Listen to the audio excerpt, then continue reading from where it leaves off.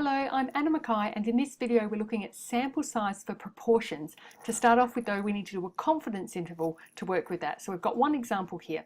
Heartworm disease, a parasitic condition that affects dogs, is spread by mosquitoes. The proportion of dogs affected by the disease varies from place to place. As part of a study, a random sample of 5,400 dogs in the Adelaide area were tested for heartworm disease. The study found that 162 of those dogs had heartworm disease. So we're asked to calculate p hat, the proportion of the sample of dogs that had heartworm disease. And to do that, p hat is equal to x over n. And so they're the two numbers that you've seen in the example there, where n is the total number of dogs, 5,400, and x is 162. And so the proportion for that is 0.03. So they're the dogs that have this heartworm disease.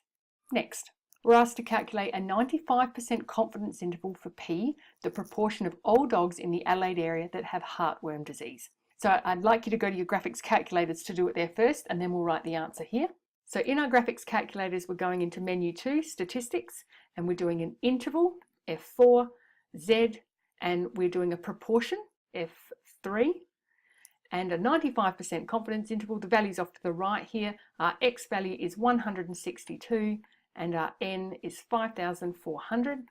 And the values that gives us are, you can see the N value is there, the P is 0.03, the P hat, sorry, and the lower and the upper bounds. I'll write that back on the other screen. The lower bound was 0.0255 and the upper bound was 0.0345. And we have greater than or equal to. And in the middle, P or P hat? It's P, because we're giving an interval for what the true proportion would be. If we were to survey every dog in the Adelaide area, the true proportion would lie between these lower and upper bounds. Now, a point here. In my video about confidence intervals, I go into a lot more detail about this. I always struggle with the idea about what does it mean to be 95% confident? Is that different to 80% confident, 99%? How does that feel? What it means is it's got two meanings. One has to do with from the true proportion. If you look at my video about there's a bell curve and how that sits. But another way to think of it is if you did 100 samples of the same size that we've done, what was that, 5,400, that in 95 out of 100 of them, the true mean, the p-value, would lie in those. It would lie in the confidence interval created from those intervals. There's a great diagram in that video where it draws the confidence interval for 100 samples. So that's what it means to be 95% confident. Hence, if you did a 99% confidence interval, 99 out of 100 samples of the same size would contain the true proportion. So that's another way of thinking of it. Part C, a smaller follow-up study is planned. What sample size would be necessary to obtain a confidence interval with a width of 0.032 or less for P, the proportion of all dogs in the Adelaide area that have heartworm disease? So our sample size formula, as is written down the bottom here, is this. You might notice it looks very similar to the one for the normal distribution. The 2 multiplied by 1.96 divided by the width and squared. In the previous one, it had the standard deviation next to the 1.96. Here, it's got the proportion and the complement of the proportion. You might notice, but hang on, what's this P star thing? Down here, P star is P hat. We're going to unpack that a little bit more in a minute in a different example. So yes, they're the complements of each other. That's going to come in handy very shortly. So let's just substitute our numbers into the formula to work out sample size. So it's divided by the width, and we've asked for 0.032. We're going to square all that, multiplied by the P star, which is P hat, and in this case, as we know from part A, the P hat was 0.03, so that's that value that's going there, multiplied by the complement of that, 1 subtract it, and we get 0.97. Our answer for that is 436.68, and you might ask yourself, do I round up or down? If you watch my previous video on sample size, you'll know that we always round up for sample size because we want the width of 0.032 or less. 437 dogs is the required sample size to ensure a width of this. Next. Now, I'm just going to take you down another path for a minute. We're going to look at this equation here. the p multiplied by 1 subtract p. You might notice that as this part down here in the sample size formula. I guess you could call this the variable. So usually you might think of that as x. The width that you'll be asked for will happen in each question. So this is the thing that can change. Now we're going to go to our graphics calculators, because part 1, what value of p maximizes the value of y? Maximums, that kind of sounds like a calculus or something like that. If you were to expand out this bracket, you'd get p subtract p squared. What does that look like? Hopefully you'll agree, a quadratic. So let's go and have a look at what that looks like. So we're going into the graph mode, and we're going to put the formula here. Instead of p take bracket 1 take p, we're going to use x. X bracket 1 take x.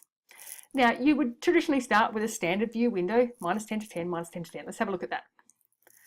Can't really see much for that maximum. Yes, you could just calculate it, but I really want you to zoom in. Let's think about what x is. X is p, and p's are proportions. So proportions could go from a minimum of 0 up to 1. So that's going to be our x window, 0 to 1, and it's going to be the same for y. So substitute that in now. There's our view window. Let's have a look. Here we are. So that's the quadratic that happens for that variable within the sample size formula. So it's p and its complement. It's symmetrical. Let's have a look at the G-solve, and we're solving for the maximum, and we get a value of x, which is p, of a half. That means the maximum happens when the proportion is a half. Let's go back and draw that up as a table. I'll try and explain it a bit further. So we're doing the first part here, and when I talked about drawing it up as a table, I mean, for example, if you have p and the 1 take p part, if our p was 0.3, what would 1 subtract that be? Yes, 0.7. Let's go up a little bit. 0.4, the complement would be 0.6. Okay, what about 0.5?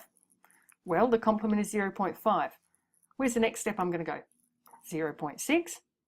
What's the complement of that? 0.4.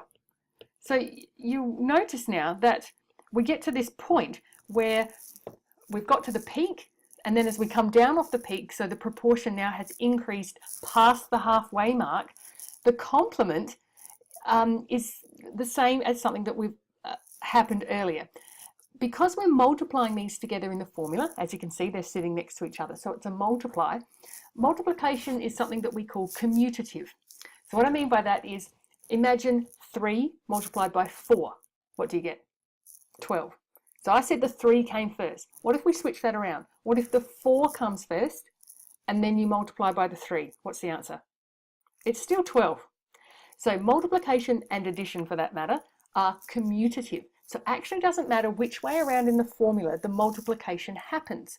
So in this sample size formula, we have the p hat or the p star and then the complement of it. So if they were the other way around, you're still going to get the same numerical answer for the sample size. So that means that, so for our p star, if we had 0.4 and 0.6, it's going to be the same answer if they were the other way around, 0.6 and 0.4. So we reach a peak at 0.5 and 0.5. So that's the maximum value here. Now you might ask yourself, yes, I can understand that mathematically, but how is that relevant here? What that means is, if you have not taken a prior sample, and therefore you don't have a preliminary p hat value, because we established our p hat by already taking that sample of 5,400 dogs. What if that had never been taken? Okay, and so we did take that sample, and it told us, okay, if you want to get your confidence interval to this width, you need another sample of 437 dogs. But what if we'd never taken that first sample? What this formula tells us is you can assume that the proportion will never be higher than 0.5, as we've just talked about, because the complement will happen, and you saw the maximum value happen there. So if you've never taken a sample, you can substitute in 0.5, and that will give you the size of the sample that you will need, the maximum size, to create this width of 0.032. So let's see how big that sample would be.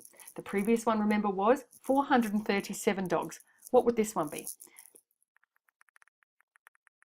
So we've substituted that into the formula, and now we're going to multiply. Instead of 0.03 here, perhaps I haven't really read out this part here. We're asked to calculate the number of dogs who should be surveyed in order to obtain a confidence interval of with 0.032 or less if all possible sample proportions are taken into account. So not just that one sample that we did, what's the possibility for all of the samples? And so this time we do 0.5 multiplied by 0.5, and we get 3,751.6 dogs, or 3,752 dogs we would need to sample. Whoa, that's a lot. The other way of looking at that though was that we initially surveyed 5,400 dogs to get the 0.03 proportion, and then we're suggesting survey another 437 dogs. So effectively nearly 5,800 dogs we would have sampled. By doing it this way, and instead of getting the 0.03 proportion and then another sample and narrowing it, the suggestion here is if you'd taken 3,752 dogs, instead of the 2 samples, you'll actually get the same width of the confidence interval that's generated.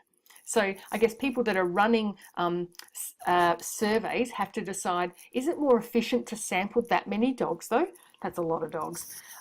Or is it better to take perhaps one initial sample and use that to make a prediction about what your future sample would need to be?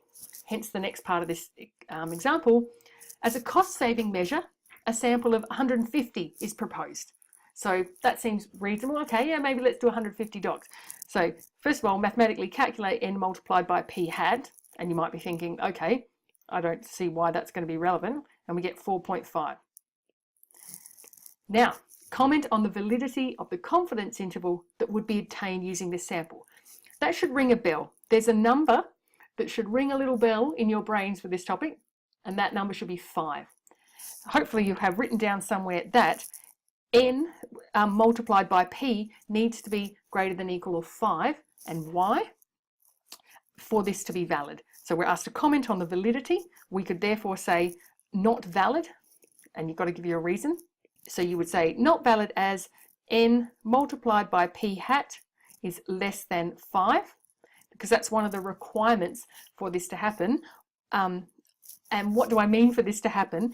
Essentially, or that for the distribution may not be normal. So that rule applies that n multiplied by p hat needs to be greater than 5 for the distribution to be normal, because we're assuming a normal distribution that the true proportion would mirror for this confidence interval to be valid, so that we can make valid predictions about what the true proportion would be.